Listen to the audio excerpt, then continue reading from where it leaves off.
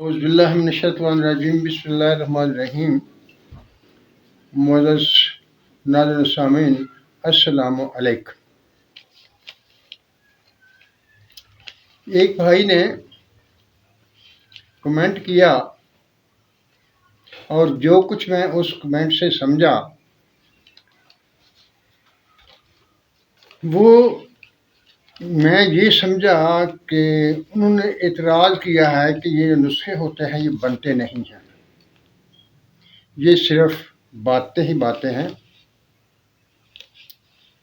آپ کمنٹ کیجئے، ضرور کیجئے، لیکن یہ بھی یاد رکھیے کہ جب آپ کمنٹ کرتے ہیں وہ جملہ جو آپ لکھتے ہیں وہ جملہ آپ کے علم کی مکمل حدود کو ظاہر کر دیتا ہے۔ اس بھائی نے لکھا کہ مچھر وغیرہ کی مثال دے کر وہ بیان کیا، لیکن میں اسے جو مطلب سمجھا وہ یہی سمجھا کہ ان کا مطلب تھا کہ یہ بس باتیں ہی ہیں، یہ نسخے نہیں بنتے۔ دیکھیے، میں سائنس کے اصولوں کے مطابق آپ کو کچھ وضاحت پیش کر دیتا ہوں۔ دیکھیے، انسان، سبزیوں، حیوانوں وغیرہ میں کروموسومز پائے جاتے ہیں جو ان کی جنس کی نمائندگی کرتے ہیں۔ ان کی تعداد کے مطابق ان کی جنس کی تشخیص ہوتی ہے۔ مثال کے طور پر آدمی میں 23 جوڑے کروموسومز کے پائے جاتے ہیں اور پیاز میں 16 جوڑے پائے جاتے ہیں۔ کروموسومز، انسان میں بھی کروموسوم اور پیاز میں بھی کروموسومز۔ کروموسوم کی ماہیت ایک سی ہے، ان میں جو مادہ موجود ہے وہ ایک سا مادہ ہے۔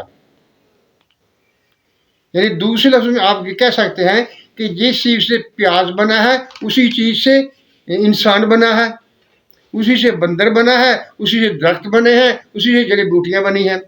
فرق کروموسوم کا ہے، یعنی کروموسوم کے جوڑوں کے مطابق ان کی شکل تبدیل ہو جاتی ہے۔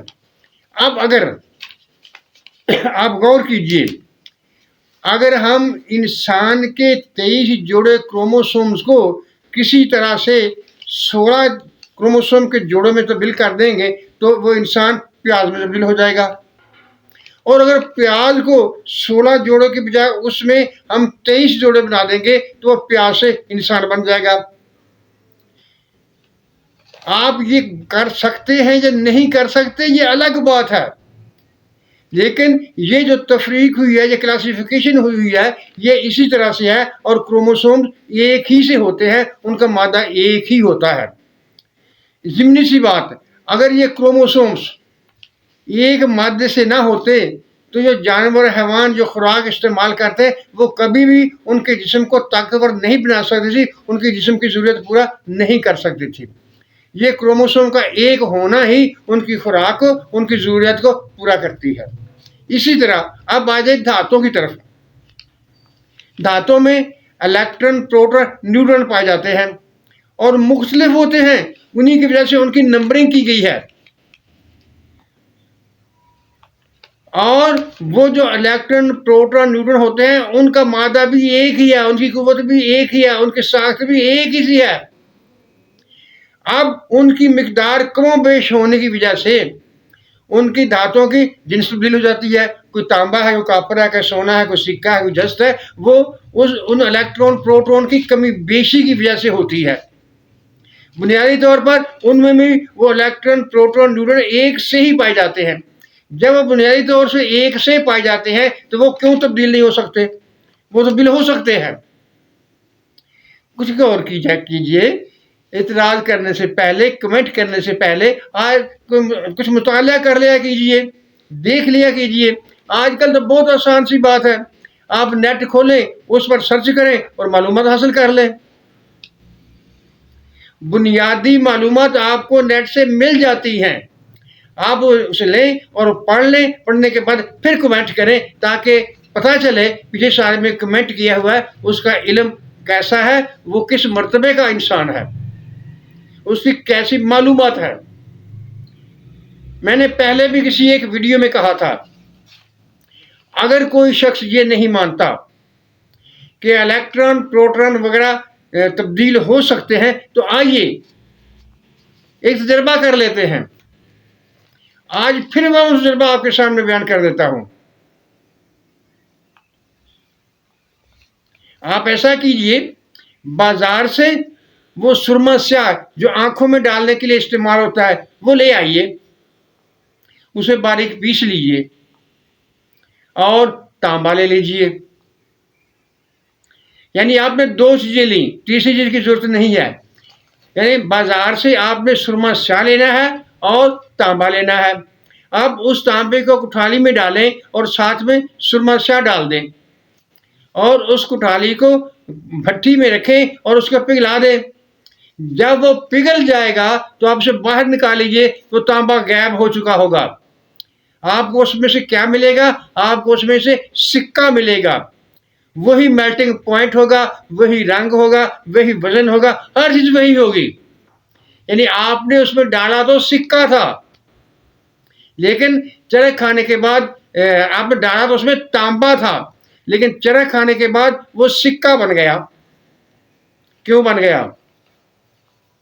اس لیے بن گیا کہ ان کے الیکٹرون پروٹون وغیرہ کی تعداد کی خاصیت ایک تھی اور ان میں تبدیلی واقع ہو گئی. اب یہ اور مسئلہ ہے کہ تبدیلی کے کتنے طریقے ہیں، کس طرح تبدیلی لائی جا سکتی ہے. جب ایٹم کو توڑا جاتا ہے تو ایٹم بم بن جاتا ہے، وہ ان کا اپنا طریقہ ہے. جب یورینیم کو انرچ کیا جاتا ہے تو ان میں بھی یہی تبدیلی لائی جاتی ہے. اور زمین کے نیچے جو مختلف دھاتیں پائی جاتی ہیں وہ کیا ہوتا ہے؟ وہ بھی ان تبدیلی واقع ہوتی ہے.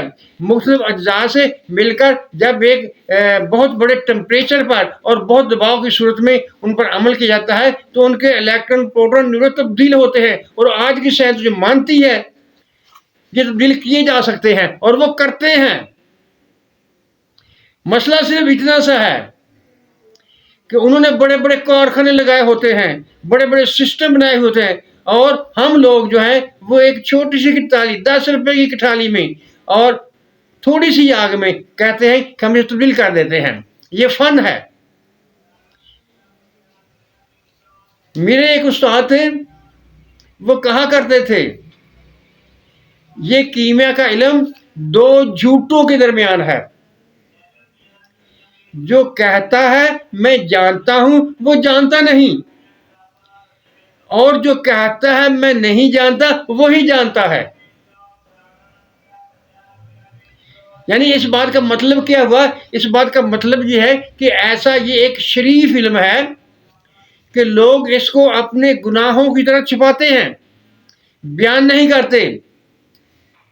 یہ علم دنیا میں موجود ہے اور اولیاء کرام بھی اس کی تصدیق کرتے ہیں، اور حضرت علی شیر خدا سے بھی اس کے بارے میں مرقوم ہے. وہ مشہور خطبہ سلونی والا خطبہ مشہور ہے، اس میں بھی اس کے بارے میں بات کی گئی ہے.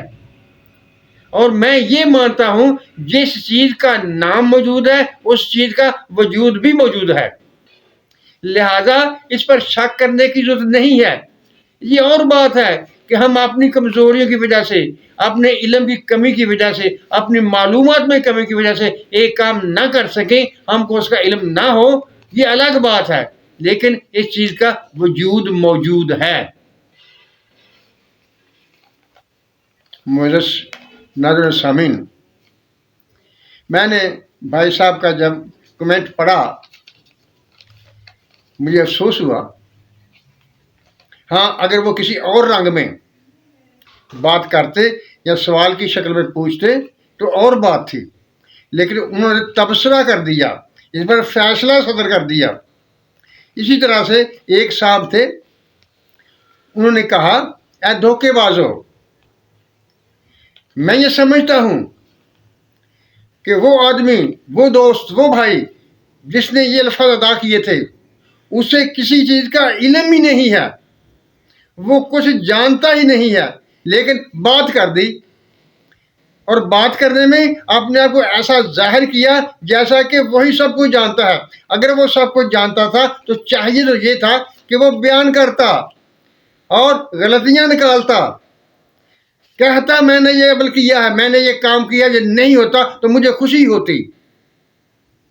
لیکن بغیر عمل کیے، بغیر تجربہ کیے، بغیر کسی بات کے فتویٰ دے دینا یہ اچھی بات نہیں ہوتی۔ کمنٹ کیجئے، بڑی خوشی سے کیجئے، کمنٹ سے علم بڑھتا ہے، معلومات بڑھتی ہیں، لیکن ایسا کمنٹ کیجئے جو کہ حقیقت مبنی ہو، اور اس کمنٹ سے آپ کی عزت میں اضافہ ہو، آپ کے وقار میں اضافہ ہو۔ یہ نہ ہو کہ وہ کمنٹ زور زور سے یہ اعلان کر رہا ہو کہ یہ کمنٹ کرنے والا کچھ نہیں جانتا۔ معزز ناظرین و سامعین، میں نے ویڈیو تو کچھ اور بنانا تھی، لیکن اس کمنٹ کی وجہ سے مجھے اس پر تبصرہ کرنا پڑ گیا، اور میں نے یہ نسخہ بیان کر دیا۔ اب آپ لوگوں پر ہے، آپ لوگوں نے یہ میں نسخہ بتایا ہے جو اس بات کی تصدیق کرتا ہے کہ کوٹھالی میں سب کچھ ہو سکتا ہے۔ وہ اس نسخے عمل کو کریں، اور کرنے کے بعد مجھے بتائیں، پھر کہیں کہ آپ نے دھوکہ کیا، آپ نے جھوٹ بولا۔ یہ نہیں ہوتا تو میں مان لوں گا، لیکن جیسا کہ میں ہر ویڈیو میں کہتا ہوں کہ میں جو بات کرتا ہوں وہ تجربے سے کہتا ہوں، اور جیسی میں کہتا ہوں ویسے ہی ہوتی ہے۔